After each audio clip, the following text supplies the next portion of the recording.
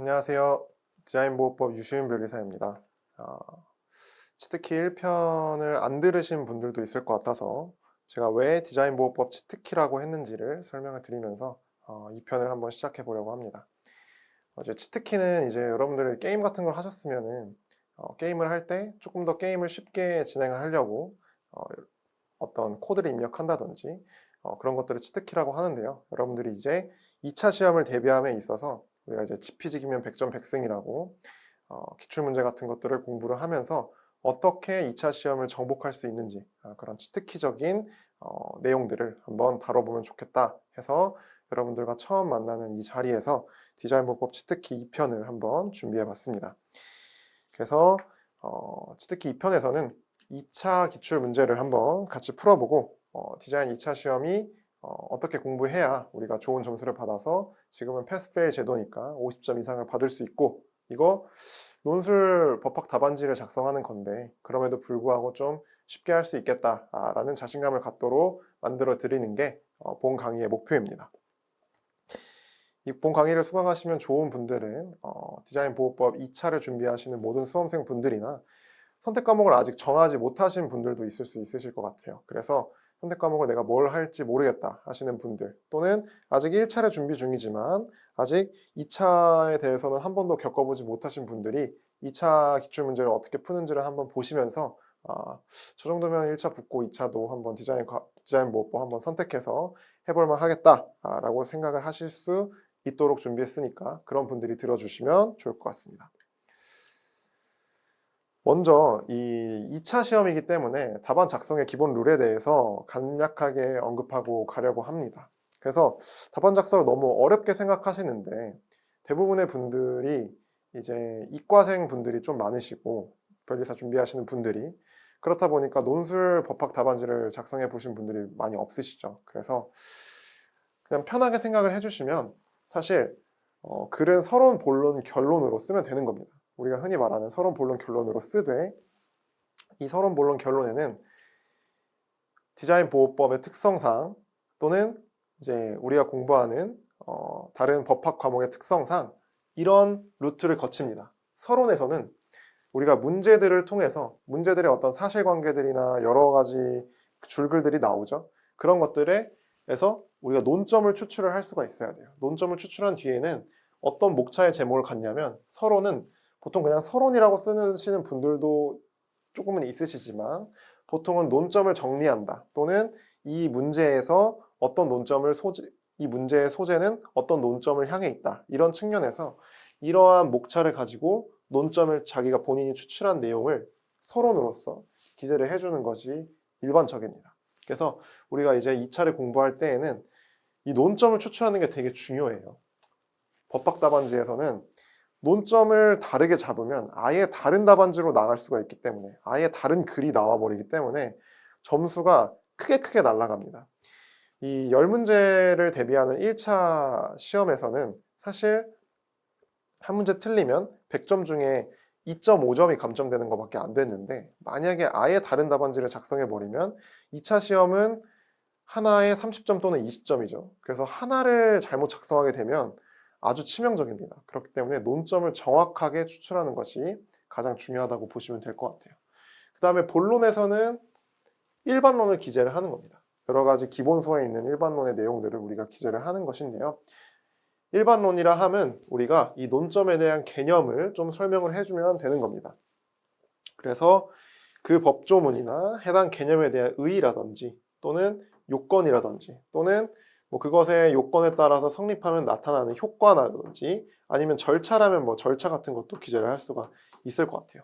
또는 심사 기준이나 판례를 통해서 설치되는 판단 기준이나 판단 방법이라든지 또는 디자인 보호법에는 그렇게 많지 않지만 학설이나 또는 그 학설을 채택한 판례에서 어떤 학설을 채택해서 어떻게 판시를 하였는지 그리고 나만의 그 내용들에 대한 어떤 의견을 따라서 이 내용을 검토할 것인지에 대한 검토 이런 것들을 여기에 녹여가지고 써주는 겁니다.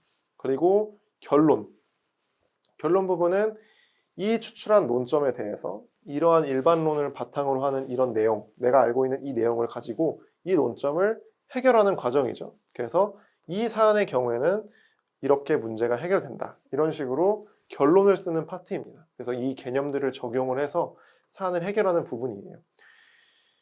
그렇기 때문에 사실 이 부분, 요 부분은 요거에서 기인하게 되죠. 논점을 제대로 추출하면 우리는 암기만 했다면 이 부분은 잘 적습니다. 그리고 논점만 잘 추출했다면 이거는 어차피 나중에 여러분들이 공부하시면 1차, 2차 통해서 많이 공부를 하셨기 때문에 답도 잘 내실 수가 있어요. 웬만하면. 그렇기 때문에 논점을 추출하는 것이 가장 중요하고요. 그리고 이 부분에 있어서는 암기가 중요하고 암기를 통해서 이 부분들을 기재를 하실 수가 있어야 되니까요.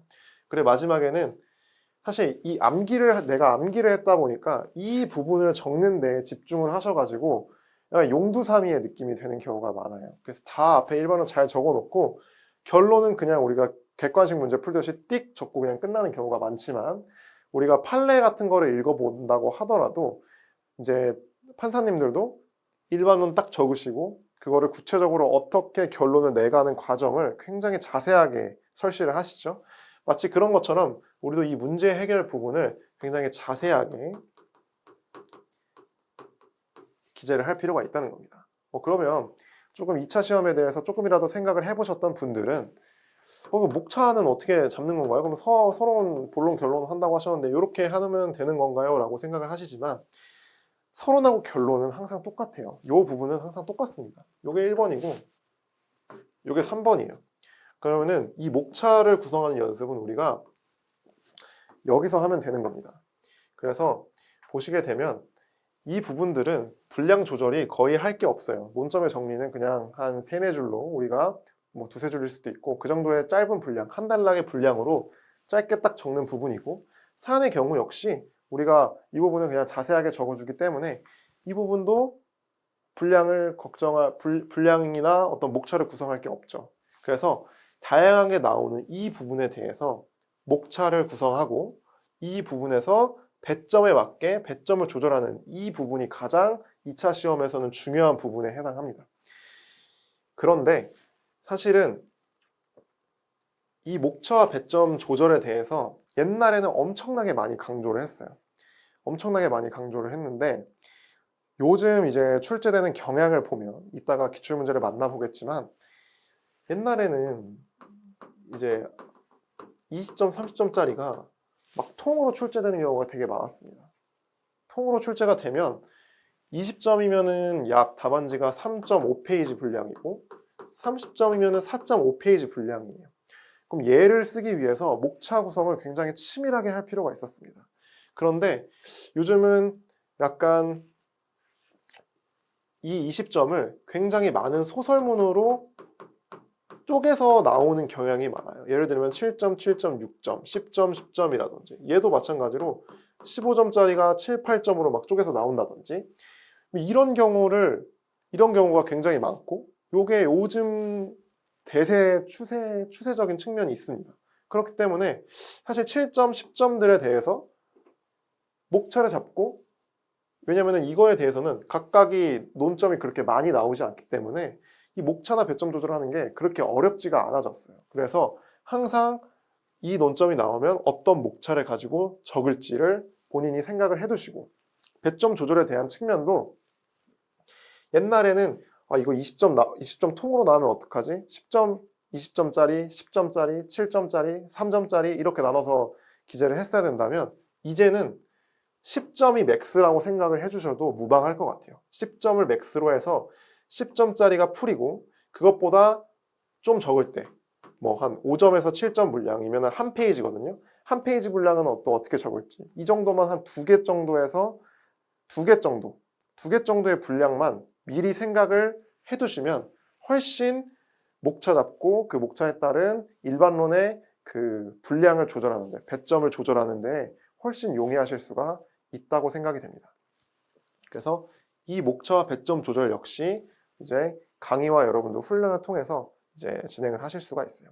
이제 한번 기출문제를 한번 통해서 한번 같이 풀어보면서 어떻게 하는 건지 보도록 하겠습니다. 일단은 이제 59의 문제를 같이 풀어볼 거고요. 59에 보시면 갑은 이제 전기 자동차에 관한 신규한 디자인 A를 창작해서 21년 10월 1일에 기자회견을 통해서 공개한 후에 12년 1일에 제1국, 이건 이제 편의상 제가 미국이라고 표시를 해서 그려보도록 하겠습니다. 디자인 등록 출원을 하였다라고 했습니다. 그래서 이제 보시면은 갑이 전기 자동차에 대한 디자인을 10월 1일에 21년 10월 1일에 공개를 했어요. A에서 A가 이때 공개가 됐고, 그리고 12월 1일에 미국에서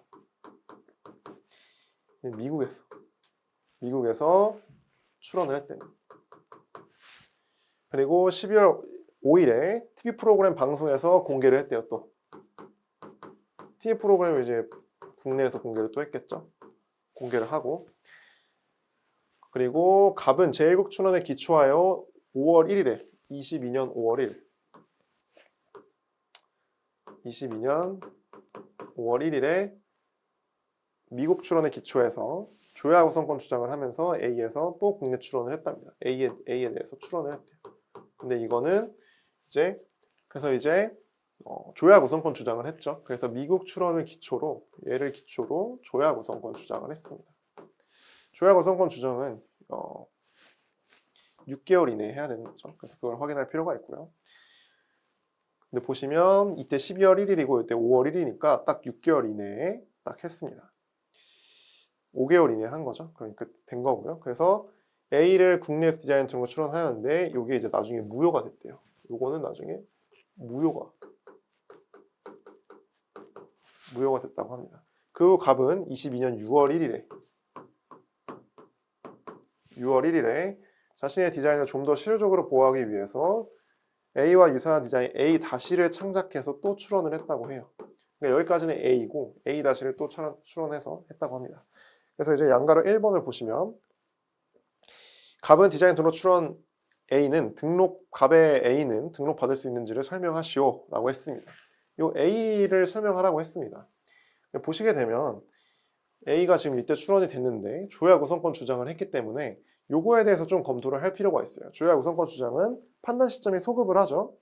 그렇기 때문에 이게 지금 시기적으로는 6개월이 있지만 무효라는 게 여기서 또 논점으로 나올 수가 있습니다. 우리가 여기 제1국 이걸 괜히 준 게 아니죠. 그래서 제1국이 무효가 됐기 때문에 무효가 됐음에도 이 조약 우선권에 효력이 있는가를 검토를 하실 필요가 있어요. 그래서 조약 우선권에 대해서 먼저 검토를 하셔야 되고, 이 출원은 A와의 관계에서 공개된 디자인과의 관계에서 일단 신규성이 문제가 되고, 그 다음에 조약 우선권에 대해서 검토를 해줘야 되고, 그리고 이 A 출원 같은 경우에는 이제 극복을 하려면 예를 들어서 이제 조약 우선권 주장이 얘가 무효가 됐더라도 유효하고 6개월 이내이기 때문에 조약 우선권 주장이 되게 일단은 유효하죠. 그래서 효력에 따라서 판단 시점이 21년 10월 1일 이때로 소급을 하게 됩니다. A의 판단 시점이. 그렇기 때문에 요때를 기준으로 지금 A 출원에 대해서 생각을 해야겠죠. 그럼 생각을 해보면 이 뒤에 12월 5일에 공개한 행위는 이제 검토를 안 해도 됩니다. 그러나 여전히 21년 10월 1일에 기자회견을 통해서 공개한 행위에 대해서는 신규성 위반의 사유가 존재를 하죠. 그렇기 때문에 이를 극복하기 위해서는 우리가 신규성 상실의 예외 주장을 해야 됩니다.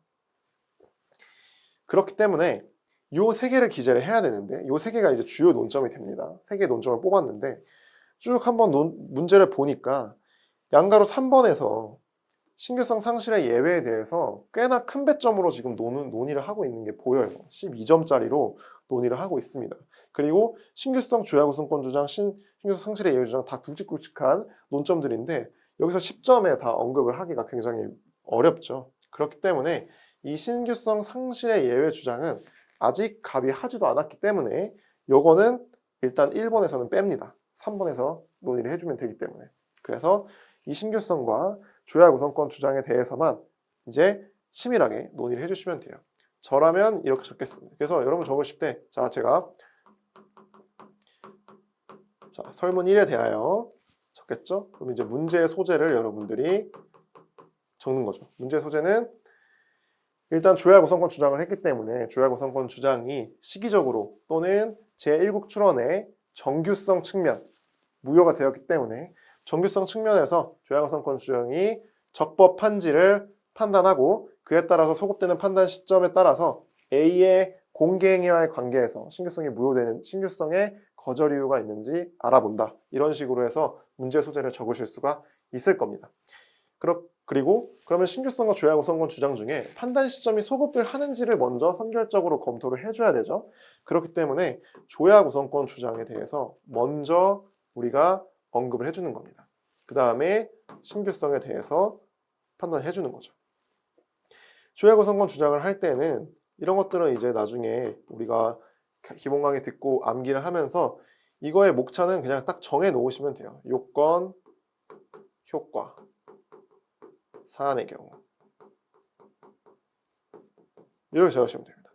조약구성권은 뭔지, 이 제도는 왜 있는 건지, 조약구성권 주장을 적법하게 하기 위한 요건은 뭐고, 적법할 때는 어떤 효과가 있고 적법하지 않을 때는 어떤 효과가 있고, 이걸 쭉 적은 다음에 사안의 경우에는 이 갑이 주장한 조약구성권 주장이 이러한 요건들을 만족하기 때문에 적법하기 때문에 판단 시점이 21년 12월 1일로 소급이 된다라고 여기다가 사안의 경우에다가 적어주시면 됩니다. 이걸 일단 지울게요. 그리고 신규성 같은 경우에는 여기서 이제 적법이죠. 적법해서 판단 시점이 21년 12월 1일로 소급이 된다는 것을 우리가 여기서 판단을 했고요. 신규성은 이제 이 녀석과의 관계에서 판단을 하는 것이죠. 그래서 또 의취지, 신규성은 판단 방법이라는 목차를 저는 적곤 합니다. 판단 방법, 신규성을 어떻게 판단하는지, 그리고 신규성이 흠결되면 어떤 취급을 받는지, 거절 이유가 되죠. 그래서 거절 이유이기 때문에 종국적으로는 거절이 될 거죠. 그래서 얘하고의 관계에서는 신규성 상실의 예외 주장을 하지 않는 한 사안의 경우까지 가야겠죠. 사안의 경우 하면은 사안의 경우에서는 신규성의 거절 이유가 존재하죠. 21년 10월 1일 공개행위에 따라서 신규성 없다. 신규성이 없기 때문에 결론을 내주셔야 돼요. 여기다 결론. 뭐 설문 1의 해결 이런 식으로 해도 됩니다. 결론은 그러면 신규성이 없기 때문에 등록을 이렇게 물어봤죠. 등록 받을 수 있는지. 그러면은 결론은 등록 불가. 이렇게 검토를 해주셔야 되는 거예요. 그렇게 해서 이제 설문 1번 풀으시면 되고요. 그 다음에 이제 설문 2번 같은 경우에는 A 다시가 등록받을 수 있는지를 검토를 하는 거죠. 그래서 A 다시를 등록받을 수 있는지를 한번 보시면 A 다시는 요때 출원을 했습니다. 요때 출원을 했기 때문에 일단 첫 번째로 A의 공개된 공개 행위하고의 관계에서 얘도 여전히 신규성에 문제가 발생했고, 그리고 내가 일전에 출원을 했던 이 A 출원과의 관계에서는 선출원주의의 문제가 발생을 하죠. 이 두 개가 주요 논점입니다. 이 두 개가 주요 논점이고, 일단 그냥 결론을 내보면 신규성은 없죠. 그리고 선출원주의도 위반입니다. 위반이 돼요. 그렇기 때문에 신규성을 없애기 위해서는 우리가 어떤 조치를 해야 돼요? 신규성 상실의 예외 주장을 해줘야 됩니다. 해줘야 되는 것이고, 선출원주의에 관련돼서는 우리가 타인 간에 유사한 디자인을 출원을 했기 때문에 타인 간이 아니죠. 동일인 간에 유사한 디자인을 출원했기 때문에 당연히 뒤에 거는 거절될 수밖에 없는데, 이게 만약에 관련 디자인의 요건에 해당을 하게 되면 관련 디자인으로서는 출원이 가능하다는 취지를 통지를 해주거든요. 그렇기 때문에 관련 디자인도 하나의 선언점이 될 수도 있겠습니다. 관련 디자인 같은 경우에는 이제 지금은 단독 디자인으로 그냥 일반적인 디자인으로 출원을 했다면 관련 디자인으로 보정을 할 수가 있는 걸 두고 있기 때문에 이런 것까지를 같이 언급을 해주면 굉장히 좋은 답안지가 될 수 있으리라 생각이 됩니다. 그래서 이런 것들을 가지고 한번 답안지를 구성을 해볼게요. 그러면 목차를 구성해 볼게요. 신선, 관까지 답안지가 될 수 있겠죠. 그래서 2번 설문 2에 대하여 이렇게 2에 대하여 될 겁니다. 그래서 문제의 소재에다가는 아까 제가 1번에서 한 것처럼 A의 두 개의 공개 행위에 대해서 따라서 신규성 위반이 문제가 되고, 그리고 A 추론에 따라서 선출원 주의가 문제가 된다라고 언급을 해주시면 되고요. 신규성은 우리가 1번에서 되게 치밀하게 언급을 했기 때문에, 일반론도 언급했기 때문에 그냥 여기서는 한 줄로 치는 겁니다. 신규성은 위반, 얘는 얘네와의 관계에서 신규성 상실의 예외 주장을 하지 않는 한 무효를, 그러니까 신규성 위반의 거절 이유를 갖는다라고 짧게 검토를 해주시면 되고, 1번에서 우리가 선출원주의에 대해서는 검토를 안 했죠. 그래서 선출원주의에 대해서는 좀 검토를 해주시는 겁니다. 그래서 얘도 역시 의 취지, 판단 방법, 요건이라고 안 적고 판단 방법이라고 제가 적는 이유는, 이 선출원주의는 되게 여러 가지 상황이 있어요. 타인 간의 선출원이 문제가 되는 경우도 있고, 동일인 간의 선출원이 문제가 되는 경우도 있기 때문에, 타인 간 그리고 동일 유사한 디자인에는 어떤 판단 방법을 갖는지가 심사 기준에 나와 있습니다. 그래서 그 심사 기준에 대한 내용을 여기다가 기재를 해주시면 돼요. 그래서 의 취지 판단 방법, 아까도 흠결시 취급을 적어줬죠. 그래서 흠결시 취급 적고, 마지막으로 사안의 경우라고 해서 선출원주의는 위반이죠. 얘와의 관계에서 위반이 됩니다. 그렇기 때문에 선출원주의도 위반이다. 근데 이제 등록 받을 수 있는지를 설명을 하고 있기 때문에 우리가 여기다 하나 더 등록을 위한 조치로서 관련 디자인으로 보정하는 것을 언급해 줄 수가 있습니다. 그래서 그렇게 풀어주시면 되는 겁니다. 그래서 단독 디자인으로 추론을 한 것을 관련 디자인으로 보정을 하면 가능할 것이다 하고, 관련 디자인에 대해서 또 요건을 검토해 주면 요거 두 개가 1년 이내여야 된다는 그런 시기적인 요건을 갖고 있죠. 그래서 시기적으로 1년 이내이기 때문에 관련 디자인으로 보정을 하게 된다면 충분히 그렇다 하더라도 A-는 요 A의 공개행위 때문에 이제 극복을 할 수는 좀 어렵겠죠. 그래서 두 가지를 해야 됩니다. 등록받기 위해서는 신규성 상실의 예외 주장을 하고, 그리고 관련 디자인으로 보정하고, 두 가지 행위를 한다면 등록이 될 수 있을 것이다. 이렇게 검토를 하시면 되고요. 마지막으로 이제 양가로 3번에 대해서 보시게 되면, 양가로 3번은 디자인 A에 대한 자신의 공개 행위들에 대해서 신규성 상실의 예외 주장을 하면서 디자인 등록 출원을 한다면 등록받을 수 있는지 설명을 해보시오. 보시면은 이제 공개 행위가 두 개가 나옵니다. 두 개. 하나, 두 개. 요 두 개의 공개 행위에 대해서 이제 요거를 이제 출원을 하면서 신규성 상실의 예외를 하는데, 이렇게 복수의 행위에 대한 지금 논점은 복수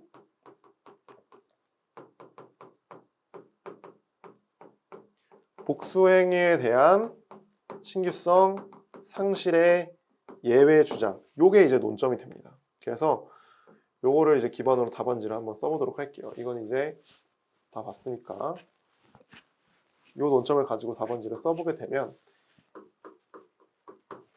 설문 3번 해서 문제의 소재, 논점의 정리도 괜찮습니다.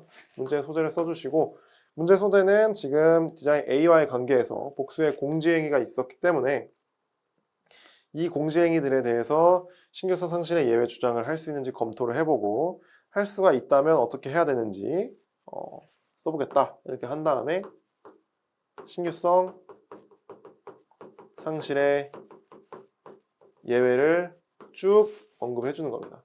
의 취지, 요건, 절차, 그리고 요거를 언급해 주는 거예요. 왜냐면 요걸 딱 물어본 거니까. 복수의 공지행위에 대해서 신상의 주장을 어떻게 할 것인가를 물어봤잖아요. 요거는 사실 중요한 판례도 같이 있습니다. 판례. 그래서 여기다가 별도의 목차로 뽑아서 판례도 적어주고 이거에 대해서 판단을 하는 겁니다. 그래서 복수의 공지행위가 있었는데, 복수의 공지행위에 대해서는 동일한 디자인이기 때문에 이 앞에 거에 대해서만 우리가 주장을 하더라도, 이 10월 1일에 한 기자회견을 통해서 공개한 이 행위에 대해서만 주장을 하더라도 우리가 요것까지 그 복수의 공주행위에 대한 신규성 상실의 예외 효과를 누릴 수가 있다 해서 의, 취지, 요건, 절차 요거 하고 5번의 효과 한 다음에 6번에는 사안의 경우로 해서 그 내용을 적는 거죠.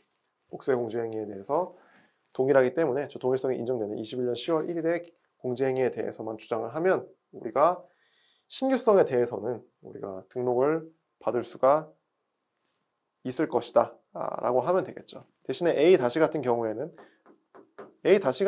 사실 2번에서 언급을 했기 때문에 굳이 언급할 필요는 없지만 다만 A-는 공지행위도 하고 그리고 관련 디자인도 해야만 등록을 받을 수가 있을 것이다 라고 언급을 해주시면 되겠습니다. 그래서 이렇게 논점을 제대로 추출을 하는 것이 중요한 거라고 봐주시면 될 것 같아요. 네, 이렇게 해서 논점을 좀 추출해 봤고요. 그리고 그 다음에는 2번으로 넘어가서 풀어보도록 하겠습니다. 그래서 이렇게 사례형 문제 같은 경우에는 논점을 빼먹지 않고 적어주시기만 하면 여러분들이 50점 맞는 데는 좀 그렇게 큰 무리는 없으리라고 생각이 듭니다. 그 다음에는 2번 문제인데요. 2번 문제는 지금 딱 보면 화상 디자인에 관련된 문제죠. 이것도 이제 1차와 마찬가지로 화상 디자인이 이제 대폭 개정이 난 다음에 바로 출제가 이루어졌어요. 그래서 개정법이 있으면 명확하게 좀 여러분들이 생각을 해주셔야 됩니다. 그리고 요거는 다 심사 기준에 나오는 예시들입니다. 이게 다 심사 기준 예시에 있어요. 사실 출제위원분들도 본인이 생각해서 이 구체적인 내용들을 생각을 하시기에는 좀 부담이 되기 때문에 요 가상 키보드용 화상이라든지 요런 예시들 있죠. 여기도 예시가 있고 여기도 예시가 있거든요. 이런 예시들이 모두 다 심사 기준에 있어요. 그래서 심사 기준을 2차생 분들은 좀 더 열심히 보셔야 됩니다. 그래서 심사 기준에 나온 예시들을 보고 이거 화상 디자인의 어떤 논점이구나를 생각을 하실 수가 있어야 돼요. 그래서 양가로 1번 같은 경우에는 일단 화상 디자인에 관련된 논점 중에 양가로 1번은 어떤 것들이냐면 가상 키보드용 화상을 디자인했는데 이게 법상 디자인으로 성립될 수 있는지를 검토하는 거죠. 그렇기 때문에 여기서는 화상 디자인의 성립성에 대해서 언급을 한 겁니다. 화상 디자인의 성립성, 성립 요건 이게 또 심사 기준에 돼 있고요. 요거 같은 경우에는 유사 여부죠. 화상 디자인의 유사 여부. 그리고 요거 같은 경우에는 확대된 선출원입니다. 화상 디자인의 확선. 근데 이게 모두 다 심사 기준에 요거의 판단 방법이 들어 있습니다. 그래서 그 판단 방법에 따라 결론을 낼 줄 알면 돼요. 근데 그 결론은 가상 키보드용 화상은 얘 같은 경우에는 성립성이 인정된다고 되어 있어요. 일단 결론을 낼 줄 알아야겠죠. 그래서 얘 같은 경우에는 유사하다고 봤습니다. 우리 심사 기준에서. 근데 이걸 판단할 수 있어야 돼요. 논점을 추출하더라도 성립 요건, 이게 논점을 다 줬잖아요. 성립될 수 있는데 성립 요건, 그리고 유사 여부 설명하시오 유사, 그리고 확대된 선출원 해가지고 확대된 선출원. 논점을 줬기 때문에 답을 맞춰야 됩니다. 그래서 유사, 그리고 이 같은 경우에는 확대된 선출원이 이제 적용되지 않는다고 봤습니다. 이렇게 답을 일단 내놓고 이제 목차를 잡아서 문제를 풀도록 하겠습니다.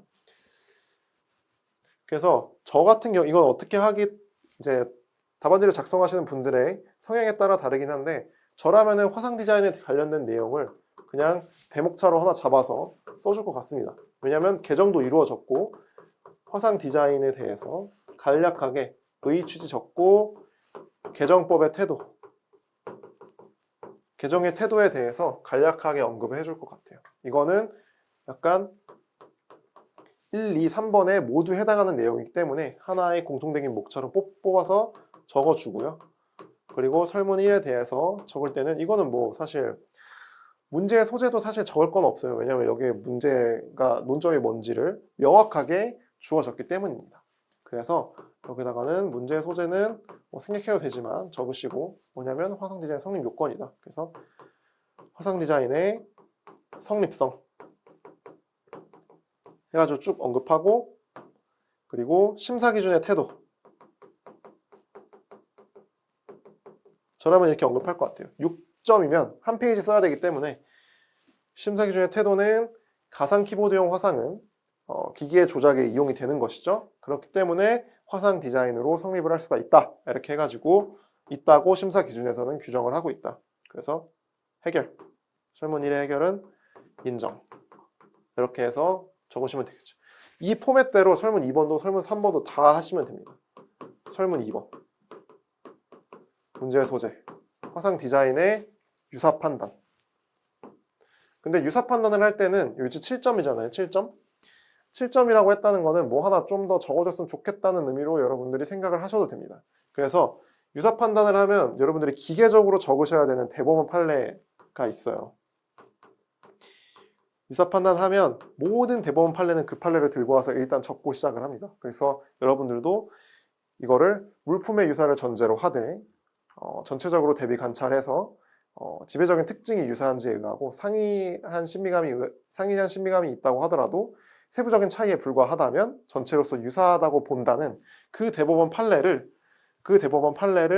여기다가 추가로 해서 적어줄 필요가 있습니다. 기본 판례라고 제가 이런 거는 언급을 하는데 그 기본적인 판례를 같이 적어주시면 추가 득점이 가능하다고 생각이 됩니다. 그리고 이것도 마찬가지로 심사 기준의 태도. 심사 기준은 비록 현관 출입 비밀번호 입력하는 거고 여기 전화번호 입력하는 거로 좀 다르긴 하지만 거의 유사한 용도, 유사한 기능과 용도를 가지고 있으니까 물품은 동일 유사하고 요거 형태 디자인도 동일 유사하기 때문에 유사로 봤어요. 그래서 해결을 하면 유사하다라고 언급을 하시면 됩니다. 이것도 똑같이 하시면 되고요.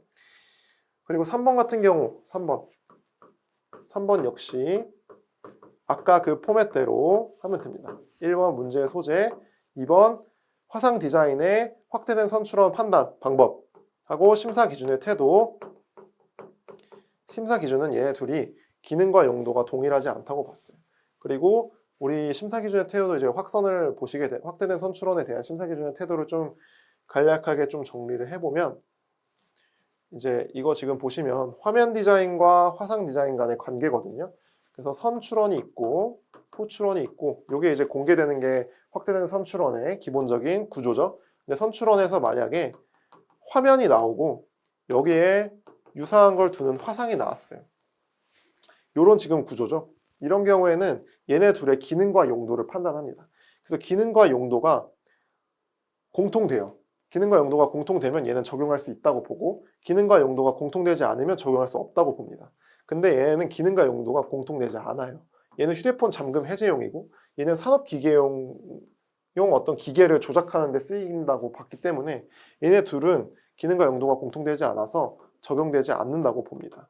반면에 선출원이 화상 디자인이고 선출원이 이거고 후출원이 화면인 경우가 있어요. 선출원이 화면인 경우에는 얘는 그냥 적용을 안 합니다. 볼 것도 없이 적용을 안 한다고 보고 있어요.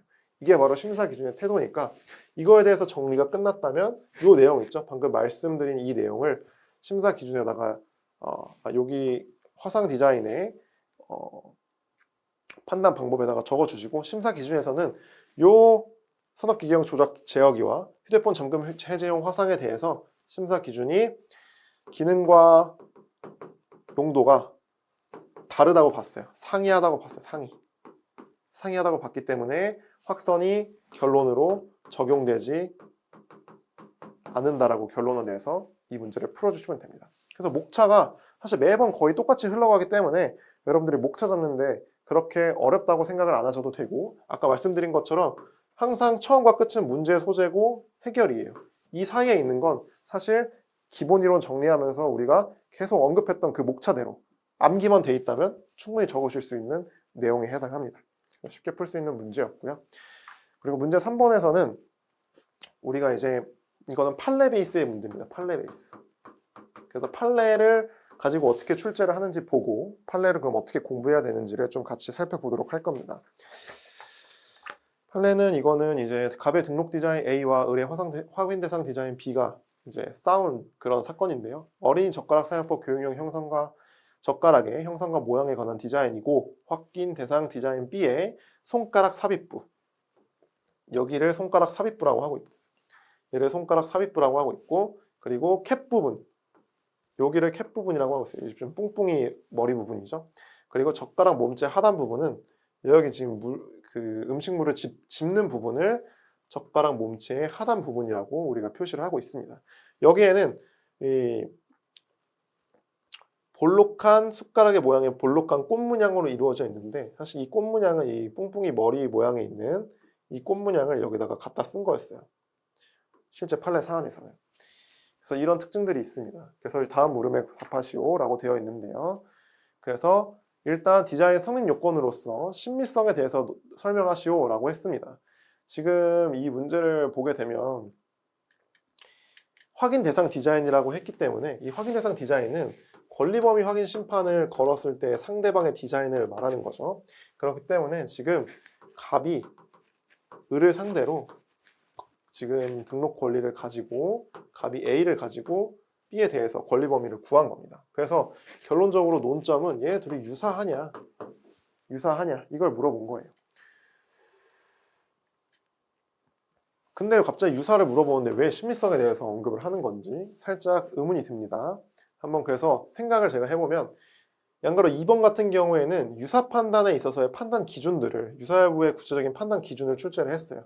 그러면서 이 공지된 부분이 있는지, 그리고 기능과 관련된 형태가 있는지에 따라서 유사 여부 판단에 있어서 어떻게 이거를 달리 가져가는지, 그거에 대한 판례를 기재하도록 되어 있습니다. 이거는 뭐 사실 워낙 자주 출제되는 단문이니까 이거는 오늘은 구체적으로 설명을 하지 않겠지만, 이거는 뭐 판례에 그런 판단 기준들 적으시면 되는 거고요.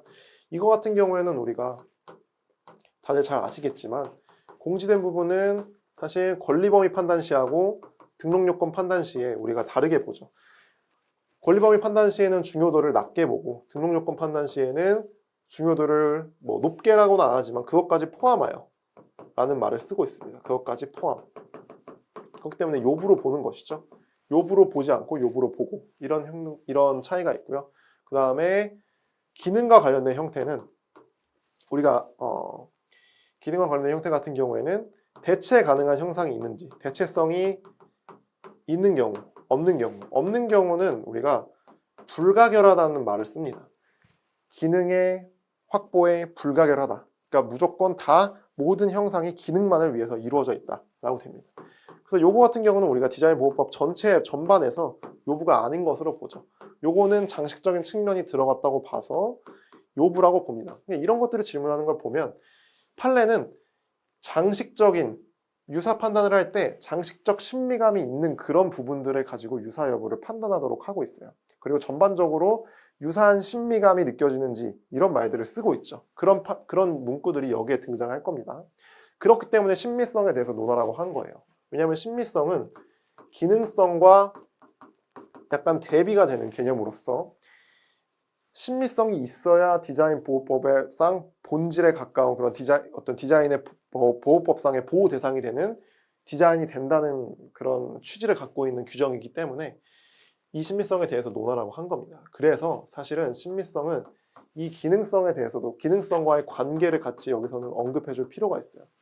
그러니까 신미성에서 과연 디자인의 본질이 장식주의라는 것을 언급을 한번 해주시고, 기능성과의 관계도 언급을 해주시고, 유사 판단도 간략하게 언급을 해주는 겁니다. 유사한 신미감이 느껴지는지에 의해서 판단을 하기 때문에 디자인으로서 신미성은 굉장히 본질적인 그런 어떤 정의 규정에 해당한다라는 식으로 결론을 내시면 좀 더 인상이 좋은 답안지를 작성을 하실 수가 있을 것 같아요. 그리고 뭐 양가로 2번, 1, 2번은 이건 워낙 많이 나오는 그런 단문들이기 때문에 이 내용만 잘 들어가 있다고 한다면 충분히 답을 작성하실 수 있는 문제입니다.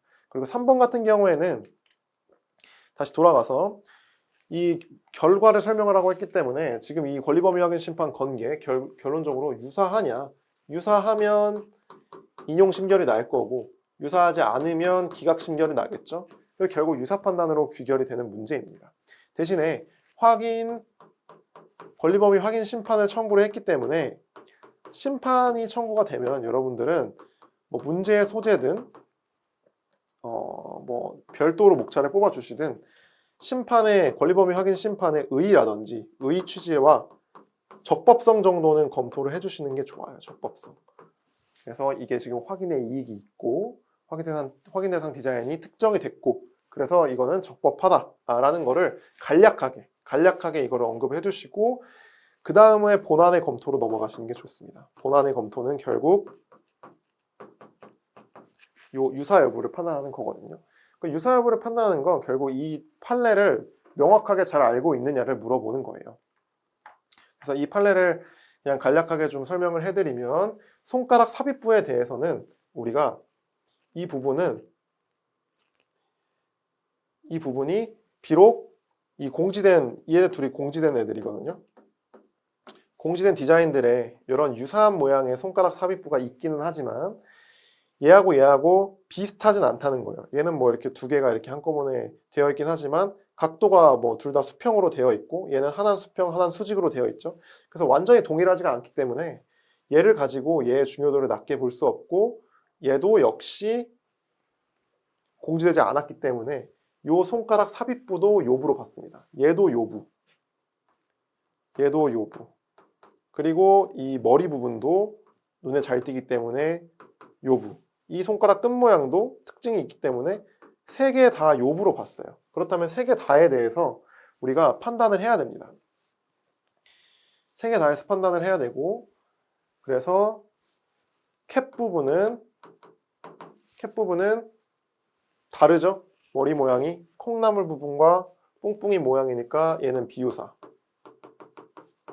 그리고 손가락 삽입부 모양은 나름 각도나 이런 모양들이 유사하다고 봤어요. 손가락 삽입부 부분은 유사. 그리고 끝 부분 밑에서 여기 부분은 젓가락 몸체 하단 부분이라고 되어 있네요. 하단 부분은 여기는 꽃 문양인데 여기는 아무 문양도 없기 때문에 비유사하다고 봤습니다. 비유사한 부분이 더 많고 전체로서 다른 디자인이기 때문에 여기는 비유사하다고 검토를 냈어요. 그래서 본안의 검토라는 아까 그 마지막 목차에서는 우리가 이렇게 문제에서 굉장히 많은 사실관계를 주었기 때문에 이 사실관계들에 대해서 하나하나 언급해주면서 얘는 비유사하다고 봤고 우리 이거 세 개 다 요부로 해서 판단을 할 건데 얘는 비유사, 얘는 유사, 얘는 비유사. 그래서 비록 얘가 유사하다고 봤지만 나머지 요부에 해당하는 것들이 비유사하기 때문에 전체로서 비유사하다로 결론을 내고 비유사하기 때문에 우리는 기각심결이 나야 한다라고 마지막으로 질문에 대한 답변을 언급을 해주셔야 되는 겁니다. 그래서 보통 답안지를 채점을 해보면 막 열심히 적고 판례 공부 열심히 했으니까 유사, 비유사 하고 결론을 해서 마무리를 지으시는 분들도 계세요. 그런데 비유사로 결론을 짓는 것이 아니라 여기서 물어본 건 심판의 결과를 예측하라고 했기 때문에 비유사니까 기각심결이 예상된다라고 명확하게 답변을 적어주시는 것이 좋습니다. 그래서 디자인 보호법에서 판례 공부를 어떻게 하셔야 되냐면요. 일단은 판결 요지는 당연히 공부를 하셔야 되고 이거는 사실 기본서에 다 들어가 있습니다. 기본서에 다 들어가 있고 사실관계와 구체적 판단은 판례의 전문을 보면서 좀 별도로 공부를 하셔야 돼요. 별도로. 그래서 기본이론 강의에서는 기본서를 토대로 이 판례 전문을 같이 보면서 이 사실관계에 따라서 구체적인 판단을 어떻게 하는지도 같이 공부를 할 겁니다. 그리고 그 판례에 대해서 교수님들이 간혹 평석이나 검토를 남겨주시는 부분들이 좀 있는데 사실은 50점 맞는 데에는 이것까지는 사실 구지입니다. 구지라서 기본서에 넣기는 하겠지만 굳이 보지 않으셔도 된다고 언급을 하면서 갈 겁니다. 그래서 판례의 전문을 보면서 우리가 아까 이 뿡뿡이 사건들을 보면서 얘는 어떻게 판단했고 얘는 어떻게 판단했고 얘는 어떻게 판단했는지를 같이 좀 보면서 실제 도면을 보면서 구체적으로 어떻게 판단을 했는지를 우리가 공부를 할 필요가 있는 겁니다. 네. 그래서 실제로 사실관계는 이러했어요. 이렇게 되어 있었고 똑같이 얘가 요 뿡뿡이한테 권리범위 확인 심판을 걸었고 동시에 요거는 여기서는 유사 여부가 문제가 되겠죠, 당연히. 동시에 창작성 무효, 창작 비용의성에 무효 심판을 걸었어요. 얘가 얘를 상대로. 그 이유는 요 이제 요런 디자인의 비교사용 디자인이 있고 그리고 이런 뿡뿡이의 형태가 있기 때문에 보면은 우리가 아까 이 신규성 여부 판단을 할 때 얘하고 비교를 할 때 얘는 비유사하고 얘는 유사하고 얘는 비유사하다고 판단을 했죠. 유사 연급할 때. 그렇다면 우리가 창작 비용의성, 그러니까 쉽게 창작할 수 있는 지경이 되려면 이 비유사한 부분들이 다른 것들에 의해서 쉽게 창작될 수 있는 영역인가를 판단을 하는 겁니다. 차이점이 있는 부분들이. 근데 보니까 이 부분은 요 머리 캡 부분은 뿡뿡이라는 주지한 캐릭터로부터 쉽게 창작할 수 있는 부분이고 또 보니까 이렇게 캐릭터를 머리 부분에 사용하는 것이 이 업계에서 굉장히 당연하게 이루어지고 있는 어떤 창작 수법이었던 거예요. 그래서 얘는 쉽게 창작할 수 있고 또 요 뿡뿡이 머리에 있는 꽃무늬를 여기에 그냥 단순히 적용하는 거는 아주 쉬운 창작 방법에 해당한다 라고 하면서 이 녀석이 창작성의 무효 사유를 갖는다고 판결을 했어요. 그러니까 얘는 창작 비용의성이 없다고 본 겁니다. 그래서 이 뿡뿡이 사건을 딱 도면을 보자마자 여러분들은 그때 시험장에서 이거 신규성인 문제인가? 창작성 문제인가? 이렇게 생각을 하시고 그 다음에 이런 내용들을 가지고 답안을 작성할 수 있으셔야 됐다는 거죠. 그래서 판례 공부를 이런 식으로 이렇게 4단계로 나누어서 공부를 하실 필요가 있습니다. 마지막으로 이제 4번 문제인데요. 4번 문제 같은 경우에는 그냥 단순한 좀 사례 문제라고 봐주시면 될 것 같아요. 스마트워치에 관하여 신규한 디자인 A를 창작해서 6월 1일에 등록 출원하였으나 거절 결정되어 확정되었다. 그래서 얘는 갑이고 을이 있는데 갑이 이제 21년 6월 1일에 A 출원을 했으나 거결이 확정되었다. 그리고 을은 갑의 디자인과 동일한 디자인과 유사한 디자인 2개를 창작해서 2개 다 각각에 대하여 7월 1일에 출원하였다. 그래서 22년 7월 1일에 얘는 A도 출원하고 A-도 출원한 거예요. 2개 다 출원을 했다. 그래서 을의 디자인 A는 등록받을 수 있는지에 대하여 설명하시죠. 일단 을의 A, 요거에 대해서 보되 단 A-는 고려하지 않음이라고 했습니다. 일단 그럼 어떤 지금 요거는 일단 제외하고 본다고 하면 요거 일단 제외하고 보겠습니다. 제외하고 본다고 하면 A하고 A 요 2개인데 A 출원이 거절 결정됐기 때문에 지금 일단 출원이 2개니까 언급이 될 수 있는 논점은 선출원주의예요. 그리고 얘는 타인간. 그리고 2일자. 2일자라는 말은 다른 날짜에 출원이 됐다는 겁니다. 근데 선출원에 대해서 어떤 게 논점이 되냐면 과연 거절 결정이 확정되었을 때 선출원의 지위가 소멸되는지 여부가 이것은 주요 논점이 되는 겁니다. 그게 가장 주요 논점이고 거절 결정이 확정이 되면 선출원의 지위는 소멸해요. 그렇기 때문에 선출원은 적용이 되지 않고 그렇기 때문에 얘는 등록이 가능합니다. A-를 고려하지 않을 때는. 그래서 여기서는 설문 1 같은 경우에는 문제의 소재로 그걸 언급해 주는 거죠. 갑의 A 출원이 거절 결정돼서 거절 결정이 확정됨에 따라서 선출원의 지위가 소멸됐는지 여부를 검토하고 이에 따라서 A 출원과의 관계에서 선출원 주의 위반 여부를 검토하겠다라고 문제의 소재에서 언급을 해주시고요. 선출원 주의에 대해서 언급을 하되 이걸 말해주는 거죠. 타인간 2일자인 경우. 그래서 의취지 여기에 타인간 2일자 적어주시고 의취지 저는 선출원 주의에서 요건이라는 말을 쓰기보다는 판단 방법으로 해서 요 내용을 적어주는 걸 좀 좋아합니다. 그래서 판단 방법 그리고 이럴 때 취해주는 절차가 있죠. 그 절차에 대해서 좀 언급을 해주시고 그리고 흠결시 취급도 여기다가 이렇게 적어주시고 사안의 경우 해가지고 사안에는 등록이 결국 될 수 있다. 대신에 저 같은 경우에는 여기다가 하나 더 적어줄 것 같습니다. 판단 방법에서 여기 추가돼서 추가적으로 선출원의 지위의 소멸 여부, 이게 주요 논점이기 때문에 선출원의 지위가 소멸되는가,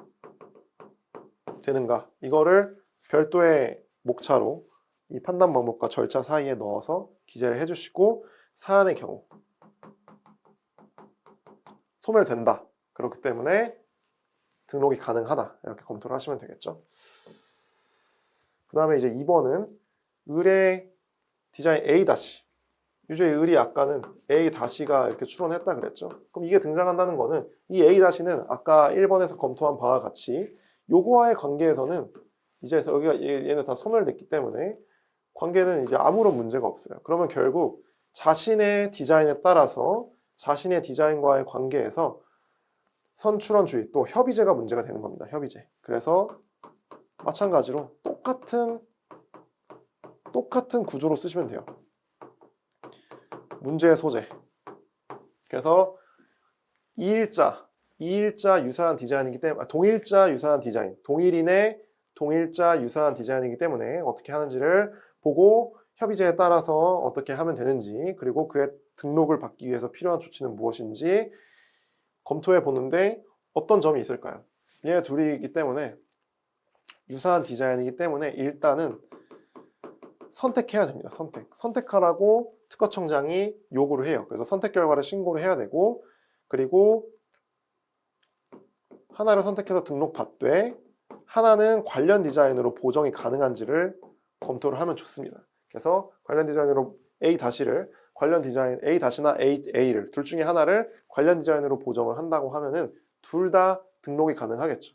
일단 동일자기 때문에 관련 디자인으로의 시기적인 요건은 만족하고, 일단 뭐 얘 외에 유사한 디자인이 있다는 사정도 없잖아요. 그렇기 때문에 관련 디자인으로 충분히 등록받을 수 있죠. 그래서 논점이 협의제 하나가 논점이고, 여기서 그러니까 끝나면 안 되는 거예요. 왜냐하면 12점이니까.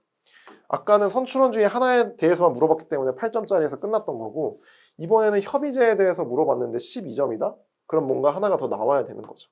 그게 바로 조치로서 선택하고 관련 디자인의 보정. 그럼 관련 디자인 보정하려면 관련 디자인의 요건 정도까지는 검토를 해주면 좋겠죠. 그래서 조치로서는 선택 결과 신고하고 관련 디자인으로 보정하는 거, 그리고 관련 디자인의 요건에 대해서 검토를 해가지고 가능하다라고 언급을 해주시면 될 것 같고, 협의제는 마찬가지로 협의제는 의의 취지는 아까 선출원주의랑 거의 똑같기 때문에 의의 정도만 적어주시면 될 것 같아요. 의의만 적어주고 취지는 어차피 똑같으니까요. 의의하고 판단 방법, 심사 기준에 있는 판단 방법 적어주시고, 그 다음에 절차가 어떻게 진행되는지. 왜냐하면 그 절차에 따라서 절차는 특허청장이 선택 결과를 신고하게 하는 거거든요. 그래서 그거에 따라서 조치는 선택 결과를 신고하는 거고, 그리고 나머지 하나를 정해서 그 선택하지 않은 거는 보정하는 거니까요.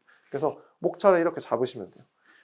그래서 목차 잡는 게 그리 어렵지 않습니다. 논점만 잘 뽑으면 충분히 잘 뽑아서 적으시면 되기 때문에 너무 2차 시험을 그렇게 어렵다고만 생각을 하지는 않으셔도 될 것 같습니다. 그래서 3번까지는 풀어봤습니다. 그래서 기출을 보니까 이 4번, 이 59의 기출 문제는 34.4%였어요. 페일 비율이.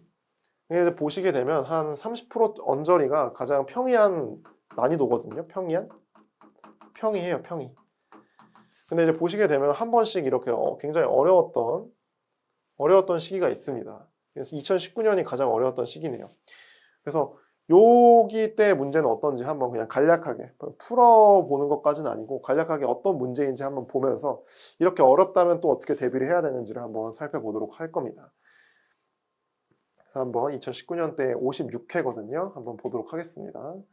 그래서 보시면 이 문제가 좀 어렵긴 했어요. 이 문제 1번 같은 경우에 기존에 보던 그런 문제가 아니어서 상당히 좀 어려웠을 것으로 예상되고, 여기서 핀트를 좀 잘못 작성해서 많이 점수를 누락하면서 절반에 가까운 분들이 페일을 하셨던 걸로 생각이 됩니다.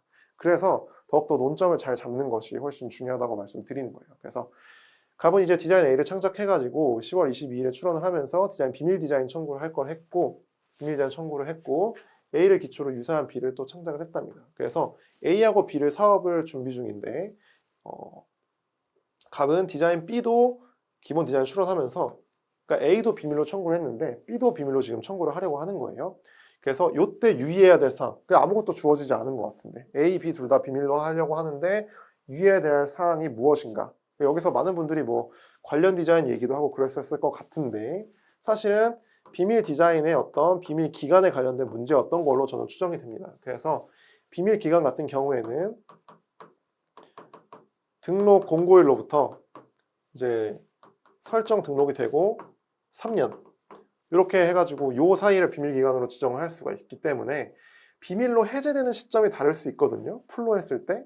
왜냐면은 이미 얘는 출원을 했고 창작 시점이 훨씬 뒤기 때문에 분명히 등록 공고되는 일이 다를 거예요. 등록 공고되는 일이 다름에 따라서 이 3년의 비밀이 해제되는 시점이 다르죠. 근데 둘이는 유사하기 때문에 하나만 공개가 되면 비밀이 사실상 공개돼 버리는 거랑 거의 유사한 겁니다. 그렇기 때문에 이 비밀 기간에 대한 그런 논점을 여기다가 적어 주시는 게 포인트가 되었을 것으로 판단이 되고 있어요. 근데 뭐 여기서 이제 뭐 관련 디자인 뭐 언급하고 이랬으면은 핀트가 나가서 이제 6점 날라가는 거죠. 양가로 이번은 비밀 디자인으로서 관련 디자인 등록 출원을 한 후 경쟁사 을이 디자인 B와 유사한 디자인 C를 경쟁사가 이제 유사한 디자인을 이제 생산 판매하고 있는 것을 봤다. 그래서 갑이 출원일 수도 있고 디자인권자일 수도 있으니까 이때 침해자에 대해서 할 수 있는 조치들을 설명을 하는데 이거는 사실 출원일 때의 조치, 잠정적 침해에 대한 조치, 그냥 침해에 대한 조치는 너무 쉬운 논점인데 여기서 물어보고자 하는 건 뭐겠어요? 계속 비밀로 청구할 거를 지금 가정을 하고 문제를 출제를 하고 있기 때문에 저라면 이거에다가 녹여서 쓰기 전에 저라면 문제의 소재에다가 이 두 가지를 딱 조문을 언급을 해줄 것 같아요. 일단 우리가 비밀 디자인을 하면은 비밀로 해주는 대신에 불이익이 두 개가 있죠. 과실 추정이 배제된다는 겁니다. 과실 추정이 배제돼서 내가 저 상대방의 과실을 입증을 해야 돼요. 그래서 입증 책임의 전환이 일어난다는 그런 아주 안 좋은 그런 불이익이 하나가 있고요. 그리고 이제 서면으로서 경고를 할 때 이제 특허청장으로부터 어떤 증명을 받은 서면으로서 경고를 해야만 이제 침해금지 청구나 이런 것들을 할 수가 있어요. 침해금지 청구권을 행사할 때 특허청장으로부터 일정한 사항에 대해서 서면으로서 증명을 받은 것을 제시하면서 경고를 해야 됩니다. 그래서 이 두 개에 대해서 제한이 있는 게 바로 이 출제의 포인트였던 걸로 짐작이 돼요. 그래서 요거 두 개를 적어주면서 요거에 대해서 정말 제대로 언급을 하는 거죠. 그래서 그 부분이 굉장히 중요했던 문제고요. 물음 2에서 이제 뭐 생산하다가 관련 디자인 B의 출원일 후 국내에서 판매를 시작한 것이다 라고 하는 거는 출원을 이전부터 국내에서 생산을 했다는 거는 이거는 사실 선사용권 문제거든요. 선사용권 문제이기 때문에 이런 선사용권을 베이스로 한 이제 을이 취할 수 있는 디자인 보호법상 조치이기 때문에 을은 갑의 어떤 침해를 갑이 이제 공격하는 입장이고 을이 방어하는 입장인 것이죠. 그래서 여기서는 공격하는 입장을 지금 물어본 거고 3에서는 방어하는 입장을 물어본 겁니다. 그래서 을은 설정등록 이전에 잠정적 침해에 대한 공격에 대해서 취할 수 있는 거 이거는 뭐 사실 여러분들 단문으로 많이 준비를 하시니까 요거는 그냥 이제 쭉 적으시면 되는 거고요. 그리고 요거에 대한 예비적 항변도 할 수가 있습니다. 이건 특허법에서도 나오는 거긴 한데 그리고 설정 등록이 이미 된 경우에는 또 어떤 조치를 취할 수 있는지 그럴 때는 뭐 여러 가지 조치가 있을 수 있지만 선사용권을 가지고 또 여러 조치를 취할 수도 있는 것이죠. 그래서 뭐 선사용권만 들어가는 건 아니고 여러 가지 조치들 우리가 공부했던 조치들을 기재하시되 요 위에서 공통적으로 선사용권에 대해서 언급을 하고 있기 때문에 선사용권은 언급을 여기서 주된 논점으로 언급을 하시면 좋을 것 같습니다. 이 부분은 거의 특허법이랑 거의 유사한 내용이기 때문에 좀 특허법을 열심히 하셨다면 이 부분에 대해서도 잘 쓸 수 있었을 거라고 생각이 됩니다. 그 다음에는 이제 문제 2번 보시면은 음식물에 대한 문제예요. 요거는 이제 이때쯤에 식품 디자인에 대한 심사 기준이 대폭 강화가 되었습니다. 식품 디자인에 대해서도 언급이 최초로 되었던 때와 굉장히 시기적으로 가까운 지점이고요. 그렇기 때문에 이 내용들은 다 들어있어요. 다 심사 기준에 있는 내용입니다. 그렇기 때문에 개정법 개정 심사 기준은 정말 열심히 정리를 해주셔야 돼요. 그렇기 때문에 올해 말에 이제 관련 디자인에 대한 개정법이 있어요. 개정법. 이거에 따라서 또 심사 기준이 또 개정되겠죠? 심사 기준이. 그럼 이 두 개는 정말 유력한 출제 포인트가 되는 겁니다. 그래서 관련 디자인만큼은 제대로 준비를 하시는 편이 아주 중요할 것 같습니다. 그리고 다른 경쟁자도 열심히 준비를 하겠죠. 그렇기 때문에 그건 더더욱 더 잘 준비를 해야 되는 겁니다. 이거 같은 경우에는 이제 일부 심사 등록에 대한 내용이에요. 의류 같은 거는 이제 일부 심사로 두어가지고 보고 있는데 여기서는 이제 일부 심사를 힌트를 준 거죠. 2류에 속하기 때문에 일부 심사에 해당한다. 그래서 일부 심사 이거는 뭐 단문이고요. 판매에 대한 정보 제공을 한 경우까지 고려하여 거절 이유를 극복하기 위한 방안을 써봐라 했는데 이건 이제 인터넷에서 판매 행위를 했기 때문에 이거 공개가 된 거니까 논점은 신규성인데 극복을 하려면 뭐가 있겠어요? 본인의 공개 행위잖아요. 본인의 갑이 공개를 했고 갑이 추론을 했기 때문에 급하기 위한 방법은 신규성 상실의 예외 주장이죠. 그 두 개를 잘 버무려서 적어주시면 되는 것이고요. 이거는 뭐 이의신청에 대한 주체적, 객체적, 시기적 요건, 이건 단문이죠, 단문. 그러니까 이건 단문을 적어주시면 됩니다, 단문. 근데 보세요. 이의신청 단문이 옛날에 막 30점짜리로 나온 적도 있는데 10점짜리로 요즘 내고 있는 취지를 봤을 때 여러분들이 이제는 좀 어떤 배점 대비를 10점을 거의 맥시멈으로 해서 대비를 하시는 편이 조금 좋을 것 같다라는 그런 생각을 해봅니다. 나머지 이제 문제 4번은 이제 국제 출원에 관련된 문제였어요. 그래서 이 시험이 사실 이제 페일 비율이 높았던 이유가 국제 출원도 사실 대비를 할 때 국제 출원에 대한 이 사례 문제들을 좀 많이 대비를 하거든요. 헤이그 제도의 사례형으로 해가지고 요거에 어떤 특례를 적용하는 문제들이 많이 이제 우리 수험가에서 연습을 주로 하는 그런 것들인데 여기서 지금 물어보는 걸 보면 갑자기 국제 등록의 효력 물어보고 갑자기 국제 등록기의 존속 기간에 대해서 물어보고 헤이그 협정에 따른 국제 출원의 장점 이런 것들을 물어보면 이건 사실 응용 단문 형태거든요. 이런 게 제일 어려운 겁니다. 이거는 그때 시험장에 가서 딱 닥쳤을 때 써야 되는 부분이고 이 부분은 사실 기본서에 있지만 열심히 읽지 않는 부분이에요. 수험생들이. 근데 그런 거를 딱 나오니까 바로 페일 비율이 50% 가까이 나왔죠. 그렇기 때문에 여러분들이 안정적으로 디자인 보호법을 좀 패스를 하고 싶다 하시면 이런 국제 출원의 이런 응용 단문들 수험가에서 돌아다니는 유력한 응용 단문들에 대해서도 적어도 목차와 키워드 정도는 그래도 숙지를 하고 가시는 편이 50점을 충분히 넘기는 데 도움이 될 거라고 생각이 됩니다. 그래서 이렇게 좀 어려운 시험일 경우에도 어떻게 대비를 하면 되는지 말씀드렸고요. 그래서 특히 이 편을 한번 정리를 해보면 이제 최신 개정된 거는 잘 정리를 해야 된다. 그 말씀을 드리고 싶고 대법원 판례 같은 경우에는 정말 구체적인 사실관계 일일이 물어보는 게 요즘 전반적인 추세인 것 같아요. 그리고 디자인 보호법 같은 경우에는 새로운 대법원 판례가 많이 나오지 않습니다. 그렇기 때문에 대법원 판례를 뭐 낸 걸 만약에 또 낸다고 하면 다른 구체적 사실관계를 가져오기보다는 더 그 사실관계를 집요하게 물어볼 확률이 높아요. 그래서 이런 것들을 모두 잘 정리를 해야 되는 거고요. 적어도 이제 이해를 기반으로 외우기보다는 키워드만큼은 그냥 정말 딱 틀에 박힌 대로 외워서 암기의 정밀도를 높일 필요성이 있습니다. 그리고 아까 보신 것과 같이 어렵게 나오면 소홀히한 부분에서 큰 코를 다쳐서 페일을 맞을 수가 있습니다. 그렇기 때문에 조금이라도 좀 시간을 내서 항상 암기를 해주시고 오늘은 내가 그동안 좀 제대로 보지 않았던 그런 부분들을 공부해야겠다 하면서 조금이라도 시간을 내서 공부를 해주시는 게 중요하고요. 그리고 처음에 말씀드렸던 거지만 논점과 결론을 맞추는 게 배점에서는 가장 중요합니다. 이게 예를 들어서 디자인 보호법 같은 경우 이거는 사실 다른 법도 마찬가지예요. 400명에서 500명 정도가 시험을 보는데 그 사람들이 다 16장 이상을 작성하거든요. 그럼 채점자분들은 6,400페이지를 지금 봐야 되는 상황이에요. 6,400페이지.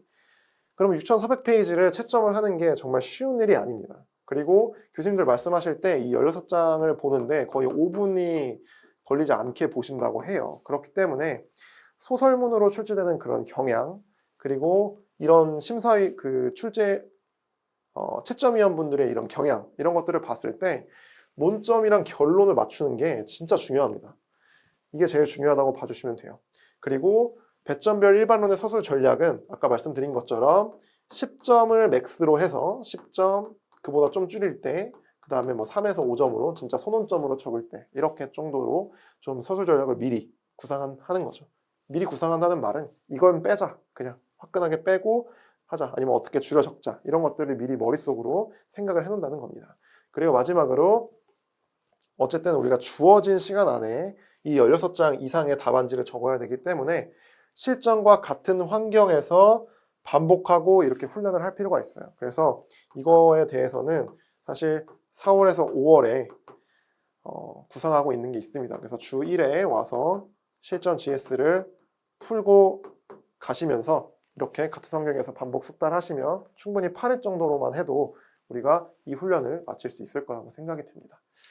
그래서 이렇게 이 윗부분, 이 개념에 대한 부분은 우리가 기본이론 강의를 통해서 할 수가 있고, 이렇게 논점과 결론을 맞추고 목차를 잡고 배점별로 조절하는 거는 여러 가지 문제를 통해서 오늘 푼 것처럼 목차를 잡는 연습을 통해서 사례 강의로 할 수 있을 거고요. 그리고 마지막으로 실전 훈련은 4월에서 5월에 이루어지는 이런 답안 작성 강의를 통해서 여러분들이 충분히 오늘의 치트키를 소화하실 수 있을 거라고 생각이 됩니다.